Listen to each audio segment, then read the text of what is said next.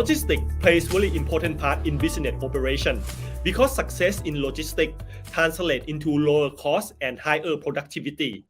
But logistics today go beyond just about transportation of goods from one place to another. It plays a much bigger part than that. And joining Voice of the Nation today is a Thai researcher who has outstanding achievement. He recently won the title the National Outstanding Researcher of the Year 2022. Please welcome Professor Ruth Panomyong, Dean of Thammasat Business School. Welcome, Professor Ruth, to our program. สวัสดีครับคุณชาญชัย very happy to be here with you and to be able to share some of my insights related to my research work. Okay, and we also thank you for your time and coming to our program. So, for many people, logistics implies transporting items or goods from one place to another, and this is all they think about logistics. But actually, what else can we say about logistics? Let me put it this way. It is not wrong that people think that logistics is transportation because, in fact, transportation is one of the key activities when you're managing logistics. However, it is not the complete picture of logistics because in logistics, you also need to have knowledge related to warehouse management, inventory management, purchasing, procurement, material handling, and even customer service. So in a sense, when we look at logistics itself, transport is just one part, but it's the most visible part of logistics because all of the other activities are in fact managed, but the people that are outside do not see these types of activities. Another point also is that when we talk about logistics, we also need to talk about supply chain management because logistics is a subset of supply chain management. So we also notice that when we look at logistics, it's also about how do you link the logistics systems of one firm to another firm so that they can respond to customers, to clients' requests and requirements. Okay, so logistics is not about just the movement of goods, but it's also about storing goods and deliver it to customer, and also about the customer service even after the goods has been sold. Okay, yes. Sorry. The idea is this.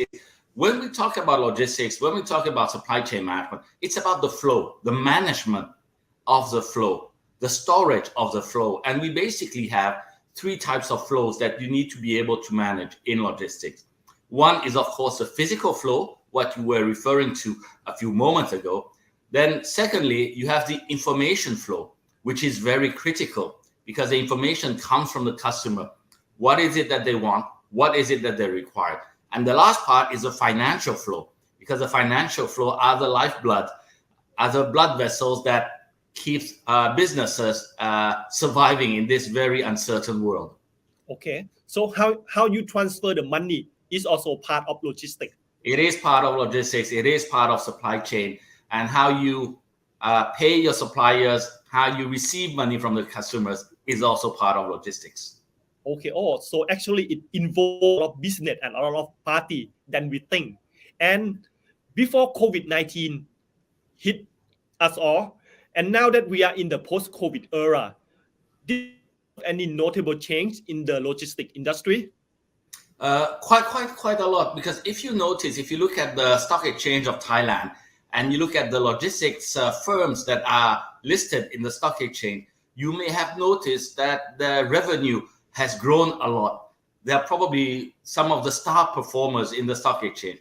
And one of the reasons is because of the COVID, there has been a lot of disruption in the system, and getting access to containers, getting access to modes of transport to transport the goods have been very, very difficult. So prices has increased a lot. And what we also noticed from the COVID situation is that the logistics cost has increased a lot. And also we see a change in the way how logistics is managed with a very strong focus now on e-commerce logistics. Okay, so e-commerce growing at a rapid rate since COVID emerged. And do you think that the e-commerce that grow very fast, they put the logistic to a limited level that the provider is not enough to the customer and the activity that's going on. Well, the biggest problem is this. I think what has happened is that these providers of e-commerce, they have spoiled the customer quite a lot. And Okay. now today, customer expect like same day delivery or within 24 hours. And that has created a big strain on logistics itself, because we do see that physically they have a lot of problem fulfilling these types of time definite delivery windows. One of the problem is, of course, not enough riders, but the other problem is that the cost has been in fact absorbed. And what we're seeing is that even now people expect the cost of logistics to be free when you order online, and the reality is that they are losing money. So it's a bit of a game where the firm that has probably the most cash will be able to stay longer, and then the others might disappear. And I say this from the perspective of the service providers, the logistics service providers, not the platform, because the platform are still making money. So the service provider, they must compete in price very very fiercely in order to attract customer. It's a red ocean now when you look at logistics services for e-commerce, because it's so cheap that it is impossible that they can recover their costs. But the only thing that they can do is to try to grow as much as possible, so that in the end of the day, the other competitors will disappear, and then the largest one, or maybe two or the three largest one, will be able to survive. And then after that, we as consumer will have to pay for it. Oh, that sounds quite scary actually. And It is. And let's talk about your award. You just recently won the title of the National Outstanding Researcher of the Year. Congratulations for that. Thank you. And it was a bit of a surprise too, because I won Outstanding Researcher in the field of economics, not logistics, because it doesn't exist, this award for logistics. So we are seen basically as a subset of economics. Why not? But logistics is an important part of economy. And could you describe your award-winning research in logistics? What are the most important findings of your research? Okay, so it's not just based on one research, but it's based on my career as a researcher. So I know that I won the award, first of all, because I've developed a model to calculate national logistics costs per GDP in Thailand. And the numbers that you see being announced by the government is in fact based on the model that I have developed. Another part of the research that I think was of interest to that committee was that I do a lot of international logistics research for ASEAN, for the Greater Mekong sub-region, and I've developed a number of tools to help assess the performance of economic corridors. As you know, we talk a lot about economic corridors, but the operationalization, the conceptualization of these corridors have always been quite fuzzy. So I came in with empirical data and was able to demonstrate where the main issues were in these economic corridors. And probably the last part that really, I think, interested the National Thailand Research Council is my work related to humanitarian logistics. You know, when you have a disaster, when you have, for example, refugees problem. In fact, logistics is very important, because the role of logistics will be to help all of these people that are under distress. And if you cannot respond to their need quickly, well, we might have a disaster such as people dying because not enough food, not enough water, or not enough medicine for them. So I think it's more the whole package than just one specific piece of research. Okay, and about the economic corridor, I am wondering that can we send goods or items to our neighbor countries without barriers? Do you think that there are still a lot of barriers to send one goods from one country to another? So in terms of the economic corridors, the weakest link is, of course, at the border. And the reason why it is a big problem, the first part is because you have an infrastructure problem. That's a starting point at the border itself. Then secondly, the biggest problem, more than the infrastructure, relates to the rules and regulation. I'm not talking about non-tariff barriers, but I'm talking about rules and regulation related to the movement of goods, of people, and of vehicle across borders. Thailand is a member of ASEAN. Thailand is a member of the Greater Mekong sub-region. And these regional grouping have different rules and regulation that sometimes are not aligned. So what tends to happen is that it is very difficult for the government official that is on the ground to know under which agreement these goods, these vehicles, these people are crossing the border. And when the government official is not sure, what he will do is then go back to what he knows best, which is basically what are my rules, without looking at the agreements that the country has done. So this has always been a big problem because there's so much regulation that is involved in crossing the border that each agency have difficulties in understanding all the nuances and the different agreement that the country has signed. Okay, and as an economist, do you agree that if we can move goods or people can move more freely, the economy can grow better?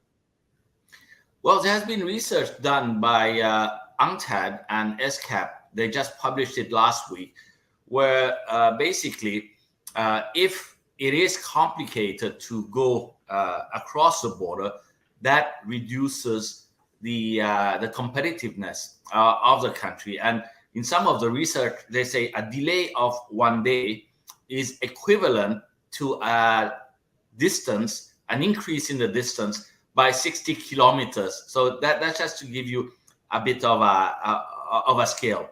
But in the latest research that I have seen, very interestingly enough, is that because of all these barriers and it increases trade costs, when you are able to facilitate trade, when you are able to facilitate transport, you are able to reduce the trade costs, and then the flows that occurs will be much more competitive. Again, I was talking earlier this week with some Cambodian counterpart, and we've agreed that in terms of the concept at the borders should not be a place where you do all the checks. Borders are not a place where you store the goods or the vehicles are in queue, but borders are supposed to be open. And if you want to do checks or anything, you should do them behind the border. If you can do that, then you will facilitate the movement of goods, of people, of vehicle across borders. So that's one of the key conditions to make the economic corridor successful. Okay, and for Thailand, is logistics in Thailand significant to the supply chain in Asia?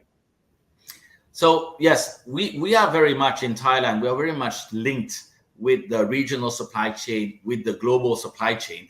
The only thing is that this is a decision, this linkage is not because of the government, but it's because of the multinational themselves. So governments can have policies to improve connectivity, but at the end of the day, the decision in terms of which supplier is in which country, who is going to assemble, and where are we going to sell is not made by the government of a country or people in one country. It's usually made, that decision is made by the headquarters of that multinational. And as an example, you look at the automotive industry, is very clear. Thailand is a hub for the assembly of automotive vehicle, but also decision related to selection of suppliers, selection of market is not made in Thailand. It's made in Japan. Okay. So we are not really in control of that, but we are very well connected in these type of industry, electronics, automotive. This is where we see the strength of the logistics in Thailand. Okay, and last year I heard that we have a shortage of container to move goods by sea in the container ship. Is that problem still persist this year? It is, and it has always been a problem for Thailand because we are an exporting country and we export more than we import. So there is a very strong imbalance in terms of the containers. There's not enough containers anyway. But what happened last year was, apart from this imbalance of containers, there were not enough vessels because with the slowdown in the economy because of the COVID, the number of vessels calling into Thailand was also reduced. So there was not enough space. So all this compounded the problem. And every year, this is a very, I would say, normal problem that we do not have enough containers. So what the shipping lines are doing is that they're importing empty containers, and that again increases the logistics cost for the exporters. Okay, so we have a shortage of container, we have shortage of vessel. Is that why the price of goods increase all around the world right now? It is true. When you look around the world, the logistics cost has an impact on this global inflation. But it's not just the cost of transport. You must not forget that the price of energy has also increased a lot. And that has also driven up what the various freight rate. The good thing with the shipping industry is that now they're moving towards different type of fuel, of energy, but that will take time. In Thailand, for example, if you look at road freight, it is still dominated by diesel vehicle, and diesel prices has gone up a lot. For your information, the price of energy for a truck, it's about 40 to almost 50% of the total operating cost. So that is a big problem when the price of energy increases. So in fact, it's not just because of one specific issue, it's a combination of many issues that creates all of the problems that we see now globally. Okay, may I ask you what is the most common way to transport goods in the world? Is it by plane, by sea, or by train? Okay, so in terms of volume, about 80% of the goods around the world are transported by sea and in containers, right? So that's really the main mode of transport. Okay. But in term of value, 40% of the goods transported are transported by air in terms of value. Why so you mean the money. So that's why high value goods tend to use air transport. Rail transport, I would say it's a bit like the poor cousin, is that everyone knows that it is environmentally friendly, but they have problems in terms of service level, service capability. And train services cannot offer door-to-door service. They can only offer train station to train station service. So you still need the trucks at the end of the day for the first mile to bring the goods to the train terminal, and then for the last mile, from the train terminal to the warehouse or the store of the buyer or the importer. Okay, and now we talk a lot about the sustainable economy. So I want to ask you, how can logistics help our economy becoming more sustainable? What is the relationship between logistics and sustainability? Well, if you look at logistics and sustainability, logistics has always been pictured as the bad guy, because with all the trucks and everything, we do emit a lot of carbon emission. So currently around the world, there is this drive towards what they call decarbonizing logistics. And how do you decarbonize logistics? It's all about being able to change the fuel, the energy that is being used for the various modes of transport. But it is also about being able to measure the impact environmentally of all of these logistics activities. Very often we say, for example, Thailand, we want to become a hub, a logistics hub. But if we become a hub, then what will happen is that it will create a lot of stress on the environment.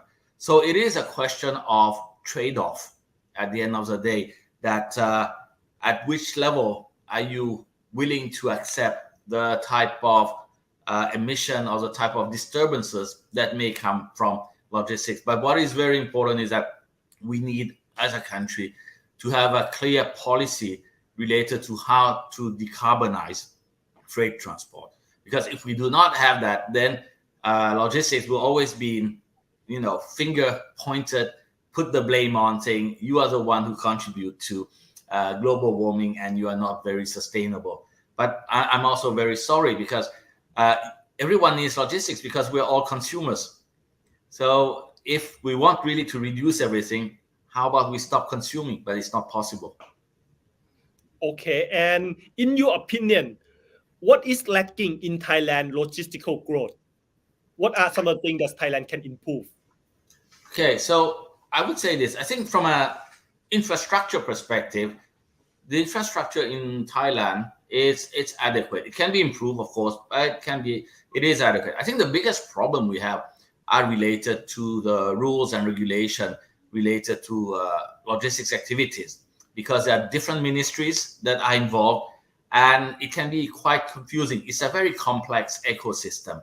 So for us, I would say that what we would need is to deregulate the industry more and maybe do what the OECD calls a regulatory guillotine, so that these service providers can provide all the services that the customers requires and help these customers become more competitive. So in a nutshell, I'm basically saying just take out and avoid having new regulation and take out the old regulation so that we have a level playing field related to logistics.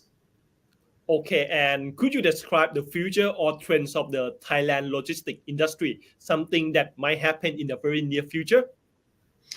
Well, what we're seeing now, especially with China having the train in Laos, is that we are seeing that in Thailand, logistics, especially the role of rail logistics, it will become more important. But the challenge is that for rail logistics, it takes quite a long time to develop, and we're a bit late compared to the other neighboring countries. So that will impact in terms of the connectivity.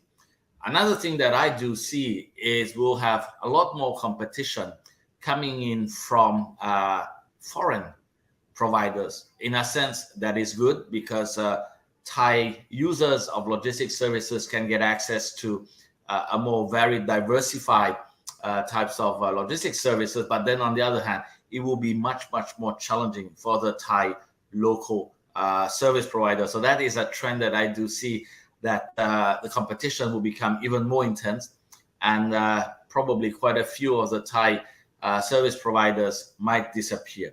Another thing that I really do see happening is a digitalization of logistics. But again, if the rules and regulations are not changed, the rest of the world will go through digitalization, but will still be at the same level.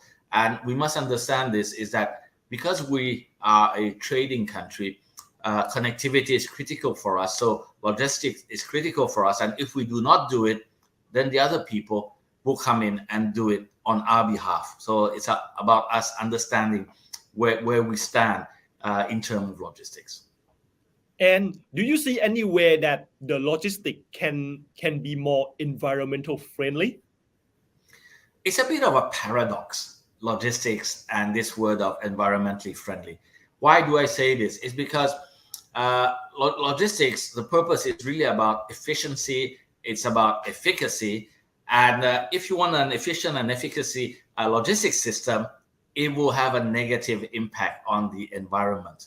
So when you have a lot of environmental regulation, the logistics system seems to be running at a suboptimal level. And this is why that when we look at environmental protection, it will affect directly the logistics efficiency. Let me just give you one example.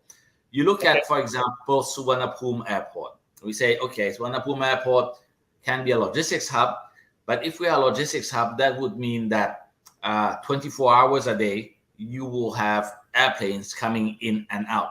That means that we need even more runway. Currently, we have 2 runways, and they are building a third runway, which officially is not a third runway, it's supposed to be an emergency runway, but it's really to cater to all of these planes flying up and down.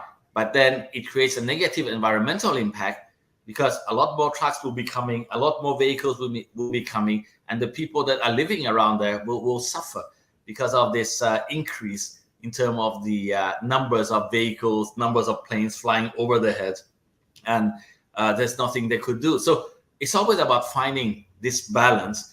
But if you want your logistics to be environmentally friendly, probably the first thing you need to do is to change the energy source and then see if this development of hub and spoke system, is it really what we need in the country. But this it's a decision that needs to be taken at the government level, because if you ask the private sector doesn't have the time to think about being environmentally friendly. Private sector is really looking at, okay, how can we internalize our costs, reduce our costs, provide the best services? And this is where all of the various economy of scales do come in. Okay. Thank you very much, Professor Ruth, for talking with us today. We know that logistics is very important to our economy, and it actually more important to the way we live, and more people do more shopping online nowadays. Thank you very much for coming to our program. Thank you. It was my pleasure. ขอบคุณครับ And that's all for Voice of the Nation today. Thank you for staying with us.